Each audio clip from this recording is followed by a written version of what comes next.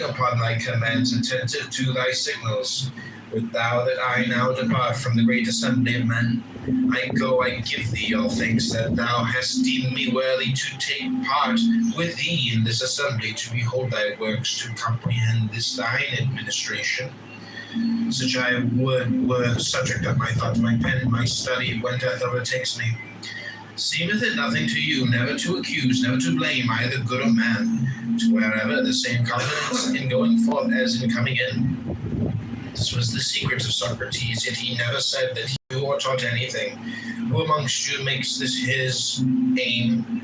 Were it indeed so, you would gladly endure sickness, hunger, aye, death itself. How are we constituted by nature, to be free, to be noble, to be modest? For what other living thing is capable of blushing or of feeling the impression of shame, and to subordinate pleasure to the ends for which nature designed us, as a handmaid and a minister, in order to call forth our activity, in order to keep us constant to the path prescribed by nature? The husband deals with land, the physicians and trainers with the body, the wise man with his own mind. Which of us does not admire what Lycurgus the Spartan did? The young citizen had put out his eye and been handed over to him by the people to be punished as his own discretion. Lycurgus abstained from all vengeance, but on the contrary instructed him and made a good man of him. Producing him in the public, in the theatre, he said to the astonished Spartans, I received this young man at your hands full of violence and wanton insolence. I restore him to you in his right mind and fit to serve his country. The money changer may not reject Caesar's coin, nor may the seller of herbs, but must, when once the coin is shown, deliver what is sold for it, whether he will or no. So is it also with the soul. Once the good appears, it attracts towards itself, evil repels. But a clear and certain impression of the good the soul will never reject any more than men do Caesar's coin, and this aims every impulse alike of man and God. This what common sense was, Epictetus replied, as that may be called a common ear which distinguishes only sounds, while that which distinguishes musical notes is not common, but produced by training. So there are certain things which men not entirely perverted see by the natural principle common to all. Such a constitution of the mind is called common sense. Canst thou judge men? Then make us imitators of thyself, as Socrates did. Do this, do not do that, else will I cast thee into prison. This is not governing men like reasonable creatures. Say rather, as God hath ordained, so do, else thou wilt suffer chastisement and loss. Askest thou what lost? None other than this, to have left undone what thou shouldst have done, to have lost the faithfulness, the reverence, the modesty that is in thee.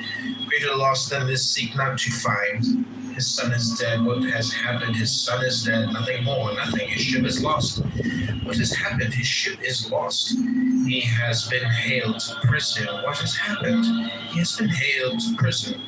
But that any of these things are misfortunes to him. He's an addition with everyone makes of his own, but you say God is unjust in this way. Why? For having given thee endurance and greatness of soul, for having made such things to be no evils, for placing happiness within thy reach even when enduring them, for opening unto thee a door when things make not for thy good. Depart, my friend, and find no fault. You are sailing to Rome, and you tell me to obtain the post of governor of Gnosis. You are not content to stay at home with the honors you had before. You want something on a larger scale and more conspicuous. But when did you ever undertake a voyage for the purpose of reviewing your own principles and getting rid of any of them that proved unsound? Whom did you ever visit for that object? What time did you ever set yourself for that? What age run over the times of your life by yourself if you are ashamed before me? You examine your principles when a boy. Did you not do everything just as you do now? When you were a stripling, attending the school of oratory and practicing the art yourself, what did you ever imagine you lacked? And when you were a young man, entered upon public life, and were pleading causes and making a name, who any longer seemed equal to you? And at what moment could you have endured another examining your principles and proving that they were unsound? What then am I to say to you, help me in this matter? You cry, For that I have no rule, and neither did you, if that was your object. Come to me as a philosopher, but as you might have gone to an herb saddler or a cobbler. What do philosophers have rules for, then? Why, that whatever may betide, our ruling faculty may be as nature would have it, and so remain. Think you this a small matter? Not so, but the greatest thing there is. Well, does it need but a short time? Can it be grasped by a passer-by? Grasp it if you can. Then you will say, yes, I met Epictetus. I, just as you might a statue or a monument, you saw me. That is all. For the man who meets a man is one who learns the other's mind and lets him see his in return. Let my mind show me yours, and then go and say that you met me. Let us try each other. If I have any wrong principle, rid me of it. If you have, out with it. That is what meeting a philosopher means. Not so. You think this is only a flying visit. While we are hiring the ship, we can see Epictetus too. Let us see what he has to say, then on leaving you cry out on Epictetus for a worthless fellow, provincial and barbarous of speech. What else indeed did you come to judge of? Whether you will or not, you are poorer than I. What then do I lack? What you have not, constancy of mind, such as nature would have it be. Tranquility. Patron or no patron, what care I? But you do care. I am richer than you. I am not racked with anxiety as to what Caesar may think of me. Flatter none on that account. This is what I have instead of vessels of gold and silver. Your vessels may be of gold, but your reason, your principles, your accepted views, your inclinations, your desires are of earthenware. To you, all you have seemed small. To me, all I have seems great. Your desire is insatiable. Mine is satisfied. See children thrusting their hands into a narrow neck jar, striving to pull out the nuts and figs it contains. They fill the land, they cannot pull it out again, and then they fall to tears, let go a few of them. And then you can draw out the rest. You too, let your desire go. Covet not many things, and you will obtain. Pittacus, wronged by one whom he had it in his power to punish, let him go free, saying, forgiveness is better than revenge. When one shows native gentleness, the other savagery. My brother ought not to have treated me thus, true, but he must see to that. However he may treat me, I must deal rightly by him. This is what lies with me, what none can hinder. Nevertheless, a man should also be prepared to be sufficient unto himself, to dwell with himself alone, even as God dwells with himself alone, shares his repose with none, and considers the nature of his own administration, intent upon such thoughts as are meet unto himself. So should we also be able to converse with ourselves, to need none else beside to sigh for no distraction, to bend our thoughts upon the divine administration, and how we stand related to all us, to observe how human accidents touched us of old, and how they touch us now, what things they are that still have power to hurt us, and how they may be cured or removed to perfect what needs perfecting as reason would direct. The man has frequent intercourse with others, either in the way of conversation, entertainment, or simple familiarity. He must either become like them or change them to his own fashion.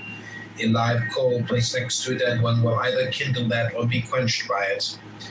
Such being the risk, it is well to be cautious in admitting intimacies of this sort, remembering that one cannot rub shoulders with a soot-stained man without sharing the soot oneself.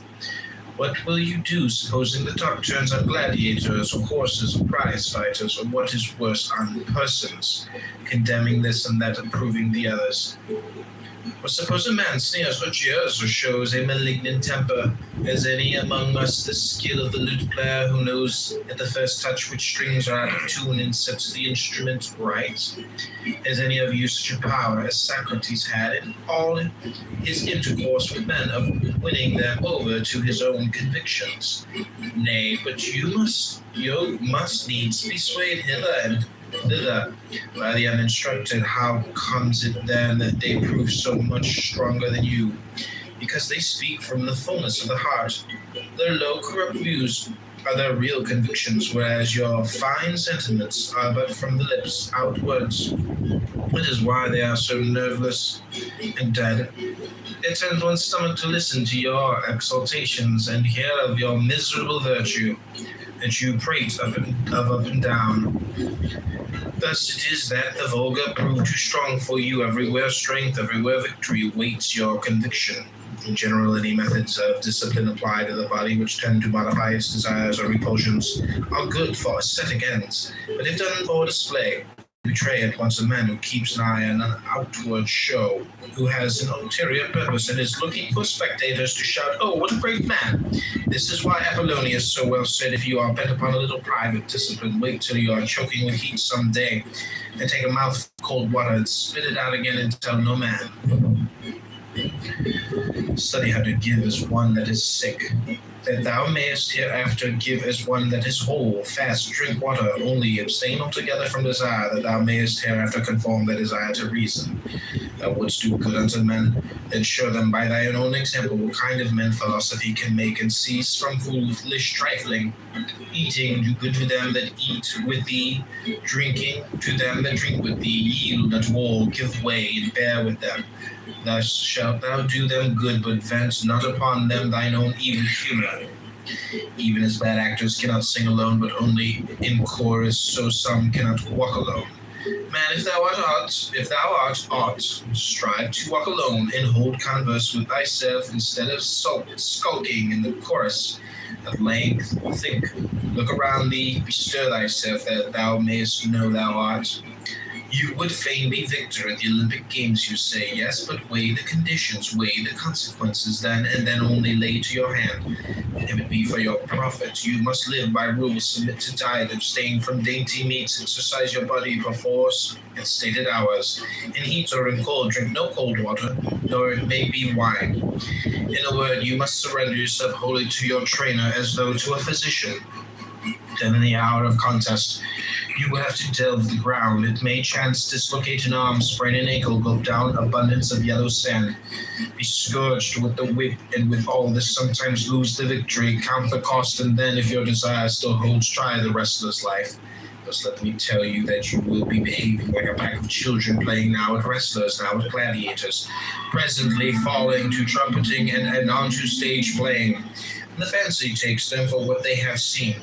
You are even the same, wrestler, gladiator, philosopher, orator, all by turns, and none of them with your whole soul. Like an ape, you mimic what you see, to one thing constant, never. The thing that is familiar charms no more. This is because you never undertook aught with due consideration, nor after strictly testing and viewing it from every side. No, your choice was thoughtless. The glow of your desire had waxed cold. Friend, bethink you first what it is that you would do, and then what your own nature is able to bear. Would you be a wrestler?